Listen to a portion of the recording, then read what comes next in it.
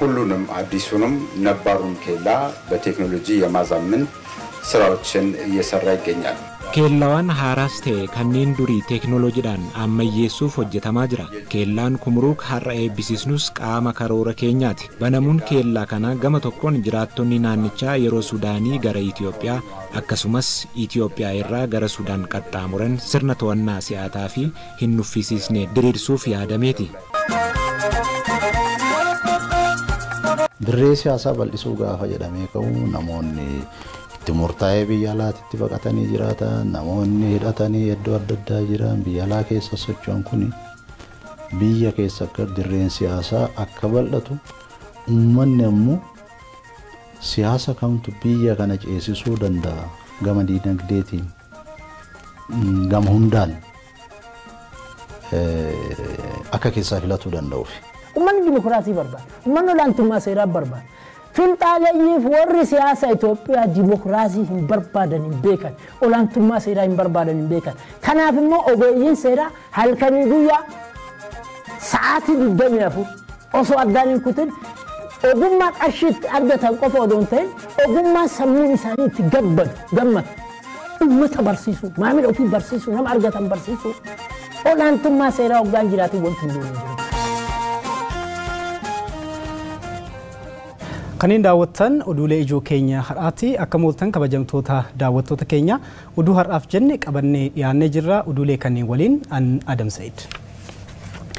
Daangaa Itoophiyaa kabachiisuu fi birmadummaa ishee eegsisuuf akkasumas biyya nageenya ishee mirkanaa'ee dhaloota dhufuuf dabarsuuf hunduu gaheesaa akka bahu obbo Gadduu Andaargaachoo hubachiisan gabaasa tajaajila oduu Itoophiyaaf Alamuu Balay.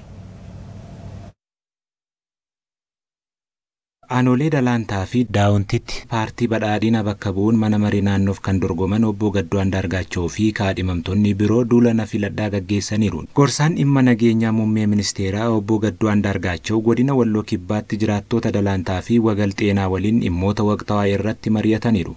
Itoophiyaan dirree jeequmsa akka taatuu fi humnoonni alaa fi keessaan qindaa'anii waliin hojjechaa jiru jedhaniiru. Shira isaanii fashaleessuuf hawaasni aadaa sabaa fi afaaniin osoo wal hin qoodiin hariiroo isaanii cimsanii naannoo isaanii dammaqinaan eeguu qabu jedhaniiru. Biyya dhiigaa fi lafee abbootii keenyaan ijaaramte fakkeenya bilisummaa Afrikaa taate salphaatti diigamuu akka hin dandeenye diinonni keenya hundi akka hubachuu qaban himaniiru. Rakkoolee hawaasummaa fi dinagdee hedduu qabaannus haala dhimma siyaasaa keessoo nutti toles nutti tolu baates Itoophiyaa aggaammii kamiyyuu irraa ittisuuf waliin dhaabbachuun dirqamadha jedhani. Filannoon marsaa ja'affaa nagaan akka xumuramuu fi guutiinsa bishaanii haaromsa guddicha marsaa lammaffaan akka milkaa'uuf tokkummaa keenyaa fi nageenya keenya eegsisuuf yeroo kamiyyuu caalaa waliin hojjechuu qabnas jedhaniiru. Keessumattuu diinonni keenya gocha shororkeessummaa maallaqaan deeggaruun shira biyya keenya diiguuf taasisan fashaleessuu fi giddu seentummaa biyyoota alaa ittisuuf hayyoonni hawaasnii fi paartileen siyaasaa xiyyeeffannoon akka hojjechuu qaban hubachisaniiru. Uummanni Amaaraa uummata naannolee biraa waliin hariiroo isaa caalaatti cimsee diinota biyya keenya diiguuf barbaadan irraa eeguuf gahee isaa ba'uu qabas jedhaniiru. Naannolee gidduutti ijaarsa bu'uuraalee misoomaa haqa qabeessaa gochuuf hojjetamaa jiraachuu afyaa'een mana maree federeeshinii dubbatan. Gabaasa tajaajila oduu Itoophiyaaf ammas Alamuu Balay. Waajjirri fandii daandiiwwanii maashinoota suphaa daandiif qarshii miliyoona 600 bitee keessaa motora giriindaroota 21 naannolee fi bulchiinsa magaalotaaf wal harka fuudhiinsa taasiseera. Sirna wal harka fuudhiinsa irratti afyaa'een mana maree federeeshinii obbo Adam Faaraan mootummaan naannolee gidduutti ijaarsa bu'uuraalee misoomaa haqa qabeessaa akka ta'u hojjechaa jiraachuu ibsaniiru. Jijjiiramichaan dura rakkoo guddaa kan ture itti fayyadamummaa uummata haqa irratti hin hundoofne akka tures eeraniiru. Keessumattuu bu'uuraalee misoomaa daandii siyaasa dinagdee fi hawaasummaa tokko uumuu fi faayidaa guddaa qabaas jedhaniiru. Hariiroo uummattoota cimsuu fi dinagdeedhaan guddisuuf misoomni daandii murteessaa ta'uu isaas ibsaniiru. በክልሎች መካከል የመሰረተ ልማት ዝርጋታ ስርጭቱ ፍትሃዊ እንዲሆን naannolee keenya gidduutti ijaarsi bu'uuraalee misoomaa haga qabeessa akka ta'u guddina wal madaalaa mirkaneessuu fi hawaasa wal qixaa misoomsuuf carraa uumuun wal qabatee sirna iftoominaa fi itti gaafatamummaa qabu waan hin turreef rakkoo kana hiikuuf erga jijjiiramni dhufee asitti yaalii hooggantoonni taasisaniin hojiileen bal'aan hojjetamaniiru jijjiiramni hiika qabus dhufeera. ሰፋፊ ስራዎች ተሰርቷል ትርጉም ያለው ለውጥ መጥቷል ministeera geejjibaa Daagmawit Moogas gama isaaniin xiyyeeffannoon ijaarsa daandiif kennamu suphaa daandiifis kennamuu qaba jedhaniiru. Kanaanis maashinoota naannolee fi bulchiinsa magaalotaaf kennaman humna guddaa uumuu akka danda'an ibsaniiru. Itoophiyaan uwwisa daandii amma qabdu kiiloomeetira 100 fi 45dha. Waggoota kurnanitti aanutti kiiloomeetira 100 dabaluuf karoorfamuu isaas ibsaniiru. Karoorri misoomaa yeroo milkaa'u uwwisni daandii Itoophiyaa kiiloomeetira 200 fi 45 qaqqabas jedhaniiru. መንገዶችን ለመገንባት የምንሰጠው ትኩረት ያህል ለመንገዶቻችን እንክብካቤ ማድረግም አንዱና ቁልፍ ተግባራችን መሆን ይገባዋል። hamma xiyyeeffannoon ijaarsa daandiif kennamuu qabu kunuunsa daandiiwwan gochuun isa jalqabaa fi furtuu ta'uu qaba. Biyyi keenya Itoophiyaa uwwisni daandii amma qabdu kiiloomeetira 100 fi 45 ol asfaaltiidhaan kan ijaarte yoo ta'u waggoota kurnan itti aanutti xiyyeeffannoo keenya gara misooma daandii gochuun daandiiwwan kiiloomeetira 200 fi 45 qaqqabsiisuuf karoorsineerra. ልዩ ትኩረት በመስጠት ወደ 245 ኪሎ ሜትር ለማድረስ አቅደናል። Maashinoonni kun kan hiraman raddii baajeta naannolee bu'uureffatee akka ta'e waajjira daandiiwwanitti daarektarri olaanaa obbo Rashid Muhammad ibsaniiru. Maashinoonni rakkoolee suphaa daandii waliin wal qabatee furuuf ni gargaarus jedhameera. ሁሉም ክልሎች የሚያገኙትን የበጀት ፕሮፖርሽን መነሻ በማድረግ የማሽን ክፍፍሉ የተከናወነ ሲሆን naannoleen hundi madaalii baajataa argataniin ka'umsa godhachuun maashiniin akka hiramu taasifameera. Haqa qabeessummaa mirkaneessuudhaaf hamma baajetni isaanii gad bu'aa ta'e humna magaalotaa gurguddaa naannolee ijaaruuf yoo xiqqaatee mootor giriindarii tokko kennameera. ሁሉም የክልል ዋና ከተሞች አቅም ለመገንባት ቢያንስ አንድ የሞተር ግሬደር እንዲያገኙ keellaawwan to'annoo daangaa biyyattii cimsuun sochii seeran alaa ittisuuf hojjetamaa akka jiru ibsame. Naannoo Beenishaangul Gumuzitti keellaan to'annoo Kurmuuk eebbifamee banameera dabalata qabna. keellaawwan to'annoo daangaa irratti argaman cimsuun hojiiwwan seeran alaa ittisuuf hojjetamaa akka jiru Daarektarri olaanaan Ejensii Immigireeshinii Lammummaa fi Taateewwan Murteessoo obbo Mujib Jamaal ibsan. Obbo Mujib Jamaal kana kan jedhan naannoo Beenishaangul Gumuzitti keellaan to'annoo daangaa Kurmuuk yeroo eebbifamee banamutti. Daarektarri olaanaan ejensichaa obbo Mujib Jamaal akka jedhanitti kanneen duraan jabeeffamaa fi keellaawwan haabanuuf hojjetamaa jiraachuu ibsaniiru. Kanaafis waajjiroota sadarkaa isaanii eeggatan banuun humna namaa guutuurraa kan darbe teknooloojiidhaan akka walitti hidhamanis eeraniiru. Hojiin keellaawwan cimsuu daddabarsa namootaa hambisuurraa kan darbe Itoophiyaan daldala daangaarraa akka fayyadamtu ni taasisas jedhaniiru. ሁሉንም አዲሱንም ነባሩን ኬላ በቴክኖሎጂ የማዛመን ስራዎችን እየሰራ ይገኛል። keellawwan haaraas ta'e kanneen durii teknooloojiidhaan ammayyeessuuf hojjetamaa jira. Keellaan Kumruuk har'a eebbisiisnus qaama karoora keenyaati. Banamuun keellaa kana gama tokkoon jiraattonni naannichaa yeroo Sudaanii gara Itoophiyaa akkasumas Itoophiyaa irraa gara Sudaan qaxxaamuran sirna to'annaa si'ataa fi hin nuffisiisne diriirsuuf yaadameeti. Inni lammaffaan immoo daddabarsa seeraan alaa namoota naannichaatti taasifamu hordofuufi. Inni biraan immoo sochii daldala naannoo kanatti adeemsifaman deeggaruuf ni gargaara. ሌላው ከዚሁ አካባቢ የሚደረጉ የንግድ እንቅስቃሴዎችንም ለማገዝ ይጠቅማል። Sirna eebba kanarratti kan argaman bulchaan olaanaa naannoo Beenishaangul Gumuz obbo Ashaarlee Hasan akka haaraatti banamuun keellaa Kurmuuk mootummaan gara uummatatti dhiyaachaa jiraachuu agarsiisaa jedhaniiru. Daldala seera qabeessaa cimsee dinagdee biyyaa kan guddisu ta'us obbo Ashaarleen himaniiru. Keellaawwan naannichaa biroo cimsuuf qo'annaan taasifamaa jiras jedhaniiru. Itoophiyaatti bakka bu'aan dhaabbata godaansaa idil addunyaa Mr. Igor Jene sochii namootaa naannoo daangaa irratti argamu seera qabeessa taasisuun nageenyi Itoophiyaa amansiisaa akka ta'uuf mootummaa waliin hojjechaa akka jiran ibsaniiru. Jiraattonni naannawichaa gama isaaniitiin nageenya Itoophiyaa fi Sudaan kabachiisuuf hawaasni mootummaa waliin qindoominaan hojjechaa jiraachuu himaniiru. Keellaan to'annaa Kurmuuk daldala daangaa irratti argamu waan cimsuuf akka isaan gammachiises dubbataniiru. Oduu walqabateen ejensiin immigireeshinii maafi taateewwan murteessoo dameesaa 12ffaa magaalaa Asoosaatti baneera. Damichi dadhabbii fi baasii guddaa hawaasni tajaajilicha argachuuf Addis Ababaa dabalatee gara bakkeewwan biraa deemuun saaxilamaa ture akka hambisus itti amanameera.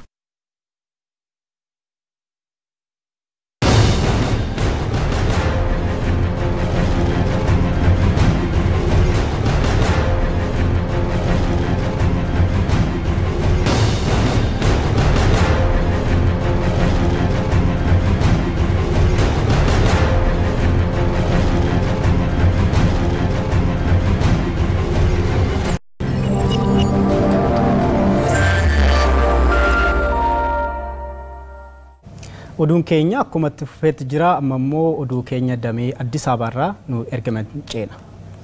Rakkoo siyaasaa biyya keenyaa furuuf qaamoleen rakkoo uuman seeraan gaafatamuu fi adabamuu akka qaban abbaan alangaa waliigalaa Oromiyaa obbo Hussein Usmaanii fi abukaatoon Wandimuu Ibsaa dubbatan. Shimalis Daanyee dabalata qaba.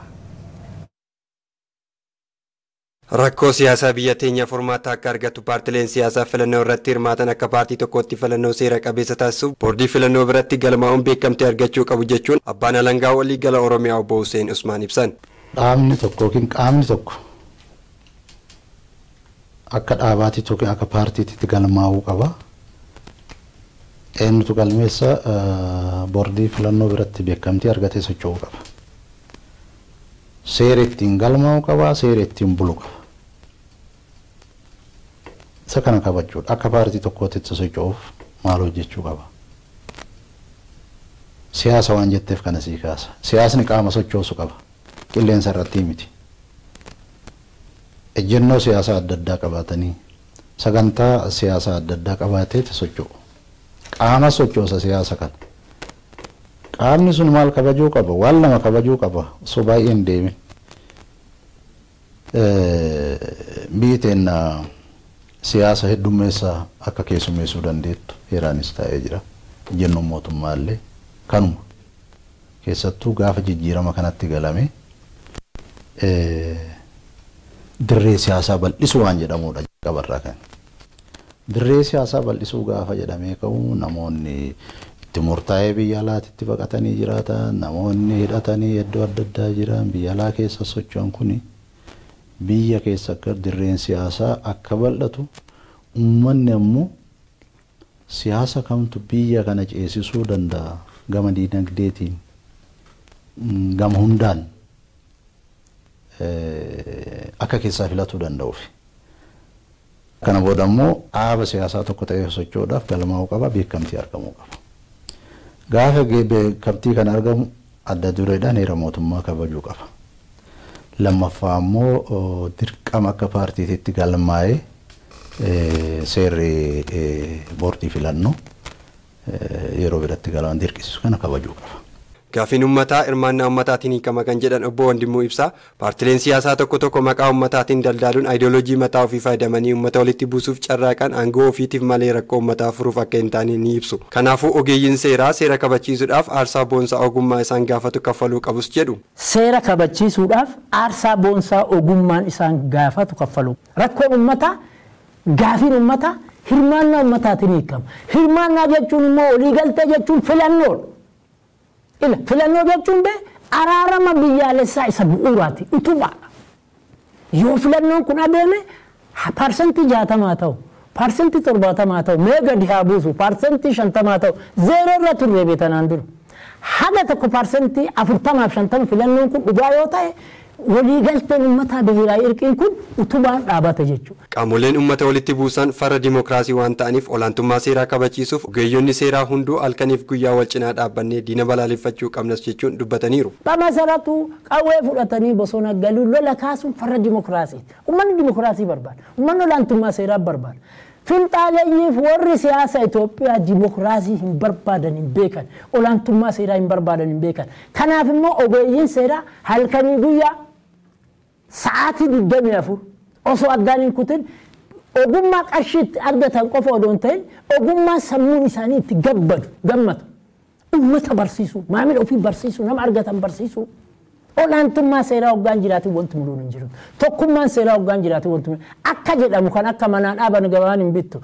Amaaraaf Oromoo walitti buusuun hin danda'u. Amaaraaf Tigree walitti buusuun hin danda'u. Paartileen maqaa sabaatiin daldaltu hundu uummanni Itoophiyaa sagalee tokkoon doomaa dirmaa jechuu qaba. Kana ogeeyyiin seeraa bira dhaabannee gargaaruu qaba. Paartileen siyaasaa dambii ittiin bulmaata boordii filannoo baasee beekunii fi kabajuun socho'uun seeraaf akka bitaman kan dhaaman ogeeyyoonni seeraa qaamoleen seera saantummaa fi loogii irraa bilisa ta'anii rakkoo gama seeraan jiru furaa deemuun dirqama lammummaa isaaniiti jechuun himaniiru. Itoophiyaan sirna federaalizimii hordoftuu ta'us caaseeffamni isaa garuu sirna konfedereeshinii ni fakkaata jechuun abbaan seeraa fi dhiifama hayyuun seeraa fi abbaa alangaa obbo Geetaana Habtaamuu dubbatan. Gabaasni Daani'el Malaakuu akka taanutti dhiyaata. Heera mootummaa federaalaa Itoophiyaa waliigaltee mootummoota naannoleetiin hundeeffamee seera hunda caaloo fi tokkummaa isaanii kan ibsu ta'uun isaa ni dubbatama. Abbaa alangaan waliigalaa federaalaatiin abbaa alangaa olaanaa kan ta'an Geetaana Habtaamuu walumaa galatti heerri mootummaa federaalaa Itoophiyaa biyya bulchiinsa sirna mootummaa federaalawaan hordoftuu fakkaatus caaseffama isaa garuu sirna bifa federaalizimii irra bifa konfedereeshinii ni fakkaata jechuun Amaaraa miidiyaa korporeeshiniitiin dubbataniiru. Federalizimii irra konfederalizim bifa fakkaatuun kan caaseffameedha. Kana jechuun maali? Mootummaan giddu galeessaa aangoon isaa mootummaalee naannootii gadi malee mootummaa naannootii ol akka hin taane kan akeekkachiisu jechuudha. Iddoo kanarratti akkaataa itti bocame irratti jechuudha. Kana bu'uura godhachuudhaan naannoleen heera mataa isaanii akka of isaanii barbaadanitti kaa'atanii jiru. Gara biraatiin immoo heera mootummaa naannoo federaalaa giddu galeessa godhatanii kan heera naannoo ofiisaaniitii baafachuu qabanii kan jedhu heerri mootummaa federaalaa keewwata 50 irratti kaa'ee jira. Heera Itoophiyaatiin naannoleen akka biyya birmadummaa gonfatan fakkeessaa jedhu. Heerri mootummaa federaal dimokiraataa Rippaabilika Itoophiyaa yeroo hundeeffamu daangaa biyyattii hin keenye of keessatti jechuudha. Gara biraatiin immoo naannoleen hundi isaaniitu heera isaanii keessatti daangaa isaanii kaa'atanii jiru. Maaliif naannoleen daangaa ofii kaa'atanii maaliif mootummaan federaalaa Rippaabilika Itoophiyaa heerichi daangaa biyyattii hin keenye jennee yoo gaafii kaasnu akkaataan mootummaan federaalaa kun itti hundeeffame fedhii naannoleetiin walitti dhufaniit kan mootummaa kana hundeessanii yaada jedhu of keessaa qaba. Kanaaf biyya haaraa naannolee walitti dhufanii fedhii isaaniitiin biyya kana hundeessan akka ta'e kan agarsiisudha jechuudha. Seera olaanaa biyyattiin heera mootummaa federaalaadha. Kanaafuu seeraa feerri kamiyyuu kan heera federaala kan faalleessu yoo ta'e fudhatama akka hin qabne abbaa alangaa olaanaan Geetaana dubbatu. Naannoon kamiyyuu yeroo heera baasu heerri naannoon baasu kamiyyuu heera federaalaa wajjin walitti bu'uu hin qabu jechuudha. Yoo walitti bu'a ta'e immoo seerri kamiyyuu heera mootummaa federaalaa wajjin kan walitti bu'u hiikoo kennameef yookaan immoo raawwatiinsa kan hin qabne ta'uu sirnaan yookaan heerris kan kaa'u waan ta'eef gara qaama heera hiiktutti geeffamuudhaan qaamni heera hiiku House of Federation yookaan Manni Maree Federeeshinii dhimma kanarratti murtii kennuu danda'a jechuudha. Heerri naannoo kanaa keewwanni kun heera mootummaa federaalaa wajjin walitti bu'a waan ta'eef raawwatiinsa hin qabu jedhee murtii kennuu danda'a jechuudha. Kanaaf bifa sanaatiin dhiyeessuun ni danda'ama jechuudha.